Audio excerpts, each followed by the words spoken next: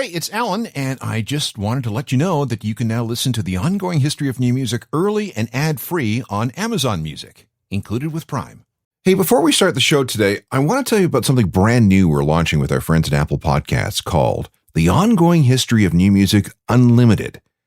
For $3.49 a month, $3.49, which is less than the price of your morning coffee, you can now get access to the full archive of our shows ad-free. Plus, you'll get brand new episodes 2 days early and special bonus episodes. It's Ongoing History Unlimited, and it's available right now, only on Apple Podcasts. Artists make arts because they have to. There's something in their hearts that forces them to turn what they feel inside into something the rest of us can see and hear and feel ourselves.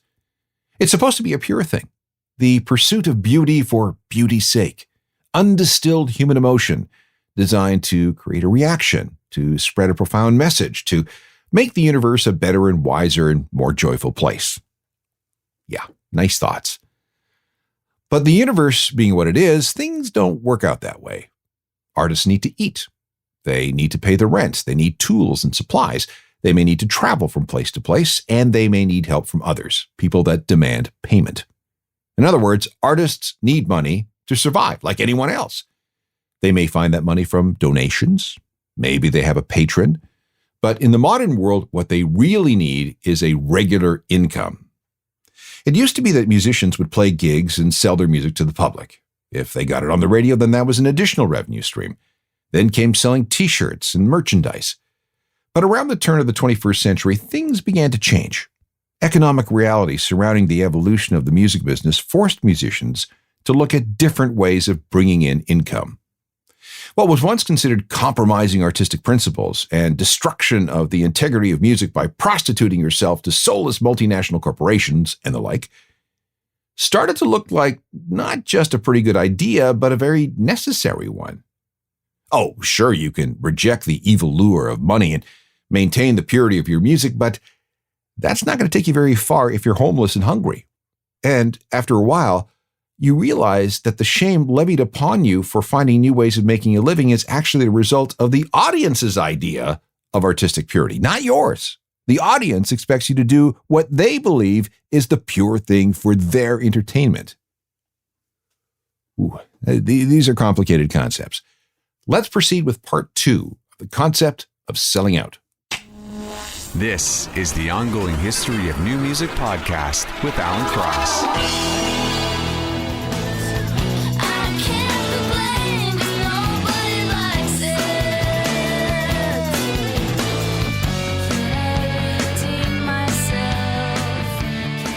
Juliana Hatfield and Sellout from 1997. Hello again, I'm Alan Cross, and this is the second half of a program that looks at the concept of selling out in the 21st century, at least when it comes to musicians. On part 1, we went through the early history of so-called sellouts, situations where critics and fans accused artists of taking money and running at the expense of their art. And each step along the way, we looked at the backstory and what really happened. In each instance, there were some pretty compelling reasons, or at least very important extenuating circumstances, for these examples. But before we go any further, let's review the 4 definitions of sellout that we're using for our purposes. Definition 1. A band sells out when they sign to a major label. They were cool when they were an indie, but now that they're signed to a major multinational music corporation, forget them. They're in with the man now, part of the machine, and will ultimately be turned into something bland for the mainstream. Definition 2. A band becomes a sellout when they allow their music to be influenced by the pursuit of riches. They're only in it for the money, and they will do whatever it takes to make as much money as possible. What form that takes is fungible, but you know it when you see it. Definition number 3, and this is a bit of a weird one. A band is a sellout when they become too popular for the comfort level of some fans. They sell too many records and too many concert tickets and appear on too many magazine covers. Oh yeah, sure, they're good, but they're just too famous now.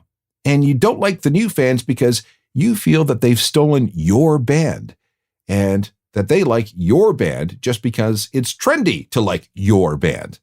The rot has spoiled everything for you. For the most part, we're going to ignore this point because it's much more of an emotional issue loaded with subjectivity. And finally, definition number 4. This has to be the dodgiest. A band has sold out when they allow their music to be used to sell a product unrelated to the music itself. Letting a song be used, for example, in a commercial to sell something like cars or candy or TVs.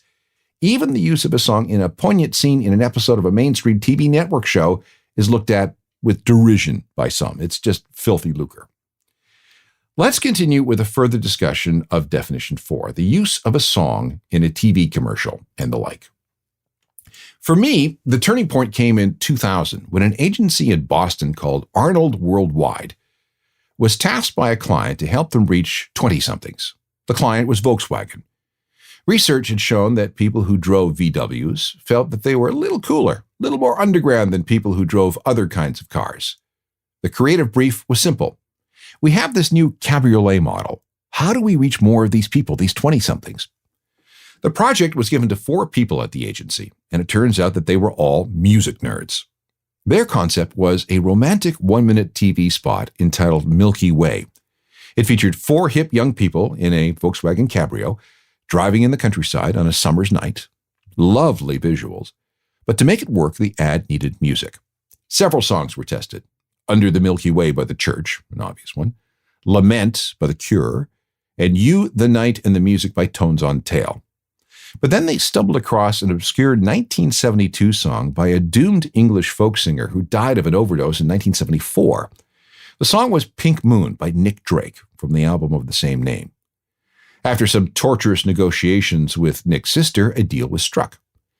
Nick was a cult artist at best, so licensing Pink Moon was a cheaper way than, say, using something from, Michael Jackson or even The Church. And besides, the indisputable indiness of this song made things all that much cooler. And so the ad was shot, and Pink Moon, this song, was the soundtrack. I saw it written and I saw it say, Pink Moon is on its way. None of you stand so tall. When the Volkswagen ad featuring that song first appeared on TV in 2000, a couple of things happened. First of all, sales of Volkswagen Cabrios jumped. So mission accomplished there. But the more interesting part of this story, as far as we're concerned, has to do with what happened to the song. The song was selling the car. But the car, specifically the commercial, was also selling the song. As soon as the spot debuted, sales of Nick Drake's music exploded. Sales went up 500% without anyone doing anything. Then the record label got hip. They put a little sticker on the CDs that read, as featured in the VW ad. Sales went from 6,000 copies a year to 74,000, and that's just in the United States. The song was then licensed to other projects, including TV shows and movies, and the money was great. Oh, and there's more. The ad was so successful and so admired in the advertising world that there was a shift to using cool songs by lesser-known artists in TV ads. And many subsequent TV commercials were legitimately regarded as tastemakers. They also boosted sales, and, if the artist was still alive, sales of concert tickets and merch. Turns out that getting paid for allowing your music to be heard in a TV commercial was great for promotion. So no wonder artists started approaching their managers saying, hey, music piracy is killing me right now. What can you do to get my song in a TV commercial? It was the beginning of a whole new strategy, which has since exploded. So, selling out or savvy promotion? That's up to you. But I can tell you that such licensing arrangements have saved many an artist from financial ruin. Here's an example. Apples in Stereo are an indie band from Denver who have been slogging it out since 1992. Very highly regarded by the indie community. But they weren't selling a lot of albums. A record was good for maybe 20,000 copies. To supplement things, they toured. And they also took regular jobs when they weren't on the road just to make ends meet. The band played about 100 shows a year. Gigs were worth between $250 and $2,500 to the band. Totaled altogether, they about broke even. T-shirt sales were gravy, but that was only about $100 per show. In the summer of 1999, they faced a situation that is all too familiar to indie bands. Robert Schneider and Hillary Sidney, the two principals in the group, were in a bind. They were both 30. They were both working telemarketing jobs, and Hillary was 8 months pregnant with their first child. That would take them off the road for a while, depriving them of a vital source of income. They were worried that they wouldn't be able to afford the $825 a month in rent they were paying. But then a friend called from New York. He worked for an ad agency called Young and Rubicam. "I'm working on a campaign for some Sony televisions," he said. "They want to use your song Strawberry Fire in a TV commercial, and they're offering $18,000. What do you think?" This created an existential crisis.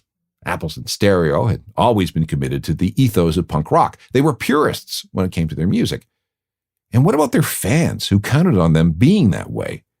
But $18,000 was more money than they could make in a year. Did they dare take the money?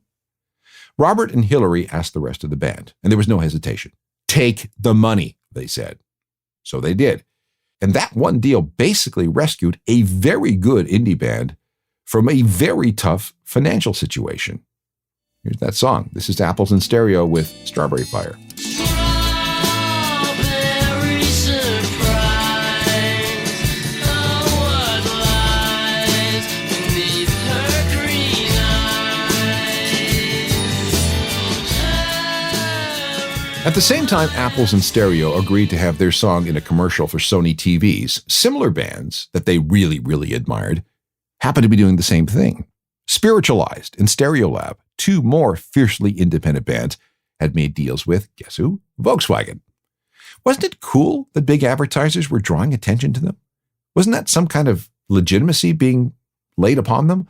Wasn't it better to have the money flowing to groups like these instead of some lame top 40 act? Meanwhile, a new industry was being born. New companies began to appear whose sole purpose was to navigate the legalities of licensing real music from real artists for use in advertising.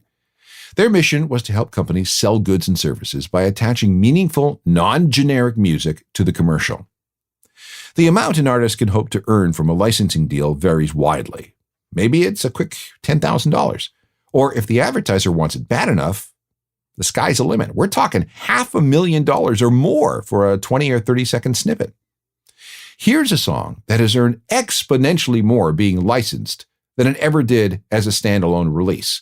It was a huge single on its own, but with the TV commercials, Maxwell House Coffee, Allstate Insurance, and a ton more, they made some good coin. Our house in the middle of our street. Our house in the middle of our... I remember when it came and everything was true, when we would have such a very good time, such a fine time. When we come back, we'll go deeper into this business of licensing songs for TV commercials, and that will inevitably lead to a discussion of Apple. Hang on. Let's talk about what's involved in a band getting their song in a TV commercial, a TV show, a movie trailer, on a movie soundtrack, or in a video game. Again, an artist will pursue something like this in order to find a replacement for revenue that has been wiped out, crashing physical music sales, inadequate income from touring or streaming, a pandemic, lots of reasons.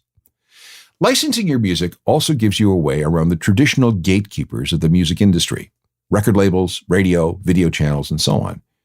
Licensing your music can take it straight to the people. You're paid, and your music gets exposure, and maybe good things happen as a result.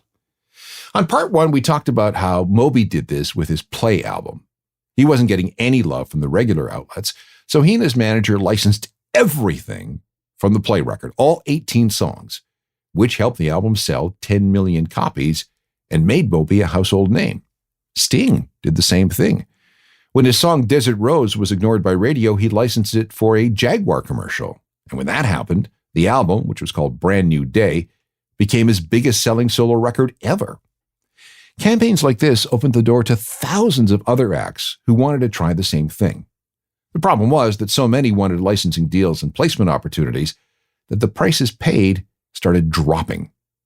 The big stars with the big songs, think AC/DC's Thunderstruck, still brought in big dollars, but indie bands hoping for a leg up saw the amount of money coming their way shrink. But still, they had a chance to make more money than they would have otherwise. It's basically free money. Let's look at how licensing works.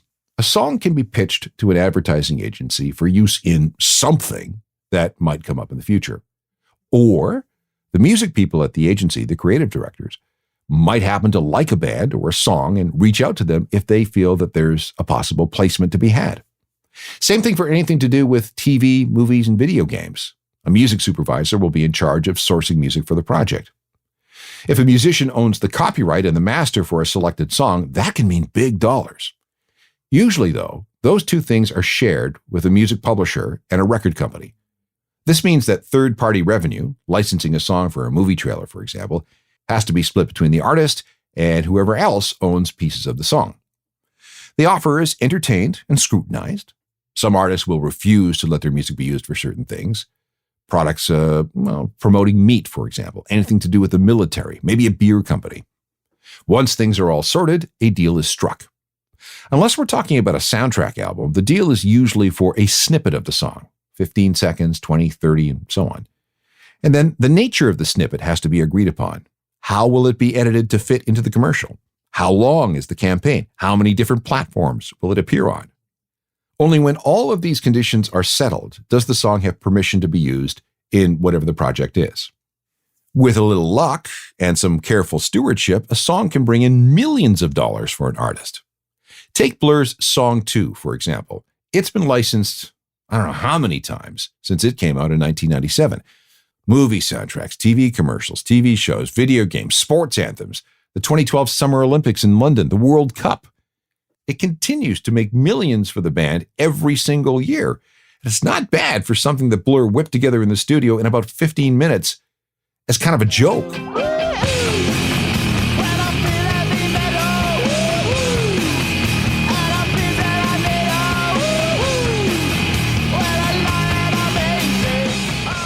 Whatever you think about artists licensing their music for non-musical things, this is the reality. Artists are very, very focused on business issues these days. The whole economy of being a musician has changed from the days when you could earn a living selling records and playing gigs.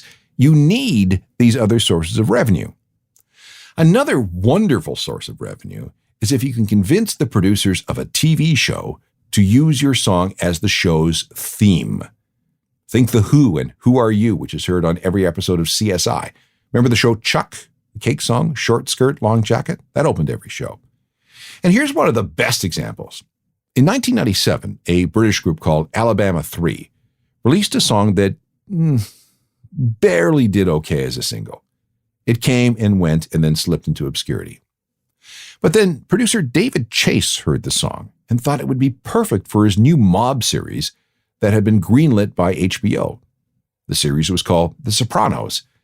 At the time, he was thinking about using different theme songs for every episode, but HBO balked at that. Too expensive, they said. Besides, you want the same opening theme for consistency. So, Chase hunted down Alabama 3 and offered them $40,000 US for the song. They took it, and the rest is history. You woke up this morning, got yourself a gun. Your mama always said you'd be the chosen one.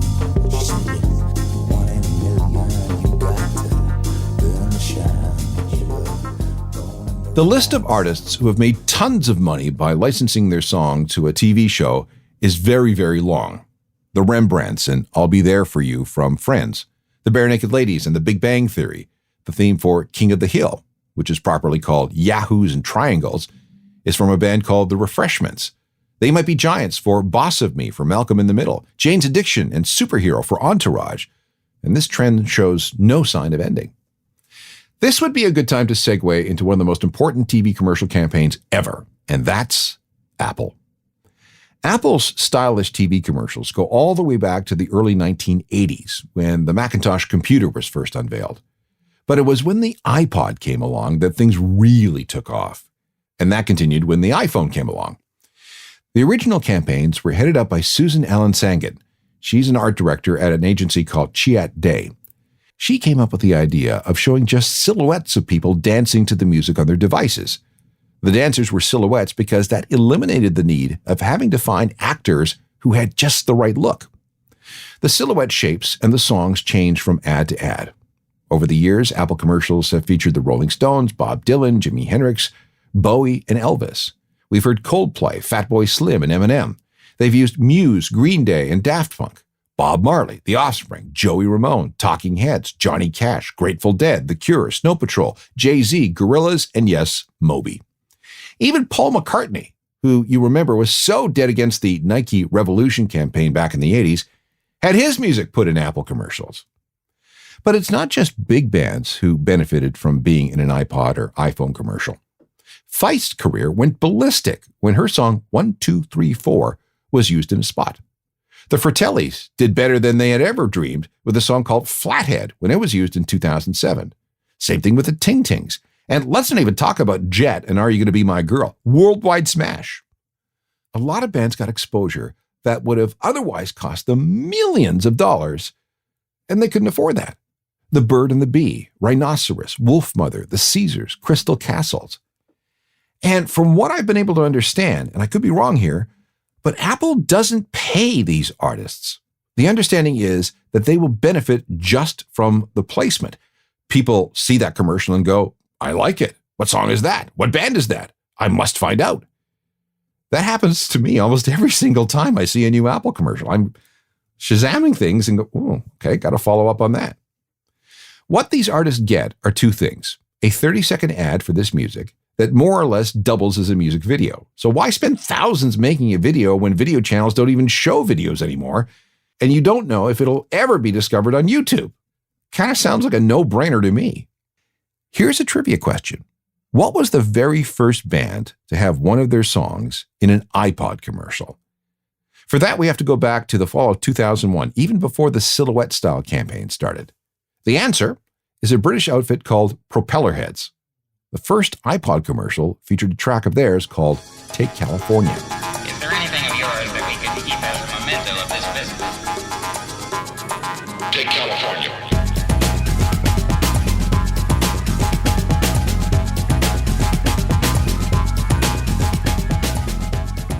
In a moment, we'll tackle the thorny issue of artists selling their song catalogs to big corporations. As the second decade of the 21st century came to an end, an interesting series of business stories began to circulate. Musicians were selling their life's work to large corporations, and these were huge deals. In exchange for turning over the publishing rights to their songs, artists were receiving payouts of tens of millions of dollars, in some cases, hundreds of millions of dollars. So what was happening here? The financial world has discovered that there is money to be made in song catalogs. There are about a dozen companies in the game at the moment. Hypnosis, Primary Wave, Round Hill, and Iconic Artists are just a few of them. They're buying up the rights to some of the greatest songs ever written, believing that if they take care of them over time, decades if necessary, these songs will generate nice, regular rates of return through the royalties that they generate. Meanwhile, the artist gets a big check based on a projection of how much their royalties would earn in the future, even after they're dead. The price is set like this. A company determines how much in royalties an artist's song catalog realizes in any given year. Then a multiple is negotiated to determine a final number. So let's say your song catalog earns you $10 million a year. You might then negotiate a multiple of 10x or 15x, meaning that your payout is between $100 million and $150 million. Lovely payday. There are also tax implications. In a territory like the United States, regular royalty income is taxed as if it were a salary. So in other words, you get a royalty check every 6 months, you're taxed at a high rate, 40, maybe 50%. But if you take all that money at once, this is considered to be capital gains, meaning that you might be taxed at 20%. So a no-brainer, right? Makes a lot of sense if you're an artist in your 60s or 70s. Bruce Springsteen sold his music for $550 million US. Bob Dylan, about $300 million. Tina Turner, Barry Manilow, Neil Young, 4/5 of Fleetwood Mac, dozens have already taken these offers. Some of them just want to cash out and enjoy their remaining years. Others need the money. Others were worried that COVID would prevent them from ever touring again, which is their main source of revenue. Still others haven't been able to come to grips with the fact that they just don't sell records anymore. Nobody's buying records. It's all about streaming. Now, this might have the scent of a payday loan or a reverse mortgage, but it's not like that at all. The money these artists receive is money that would be coming to them anyway if they were willing or able to wait. But this can also be attractive for younger artists too. You no longer see any new money from your older songs, but you can still earn money on any new music you might release. Plus, you've now got this giant whack of cash to do with whatever you please. You can proceed with your music career without any kind of financial worry. You don't have to worry if that next album is a hit or a flop. You can get into philanthropy. You can make non-musical investments. You can get into activism. And you can put your estate in order for your family and heirs, even though those considerations may be far in the future. Here's a short list of contemporary acts who have sold some or all of their back catalog for a big chunk of money. Imagine Dragons, Disturbed, Beyoncé, Justin Timberlake, Kendrick Lamar, Tom DeLonge of Blink-182, Rihanna, Korn, The Chainsmokers, Dave Navarro of Jane's Addiction, Mark Ronson, and The Killers. The Killers sold off everything they created prior to 2020 to a company called Eldridge Industries. The price wasn't made public, but given how popular The Killers continue to be, it had to have been around 100 million, 150 million.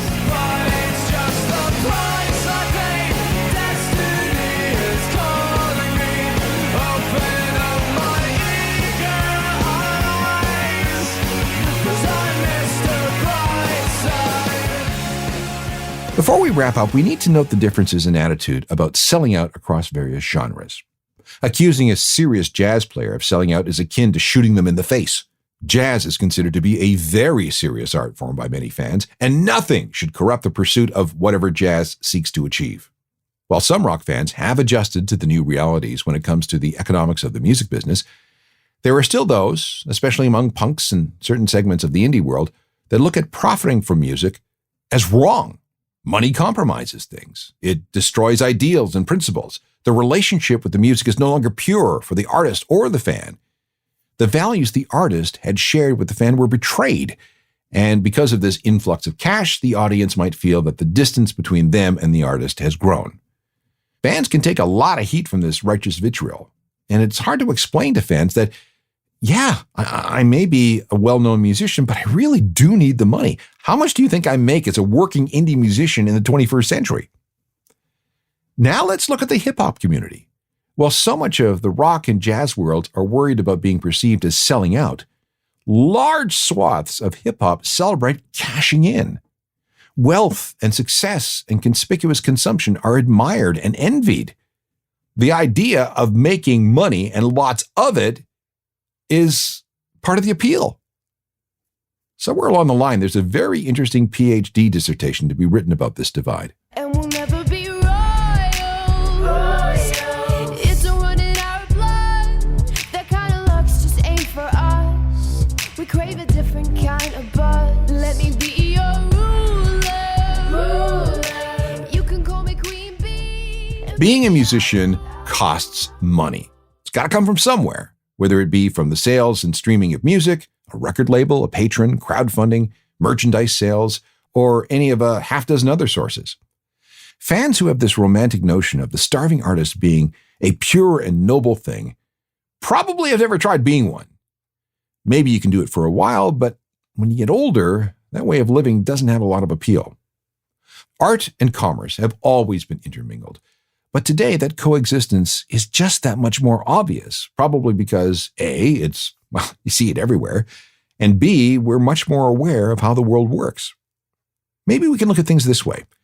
When we hear music used in an ad or a TV show, we shouldn't think that that song is being used to sell a good or service.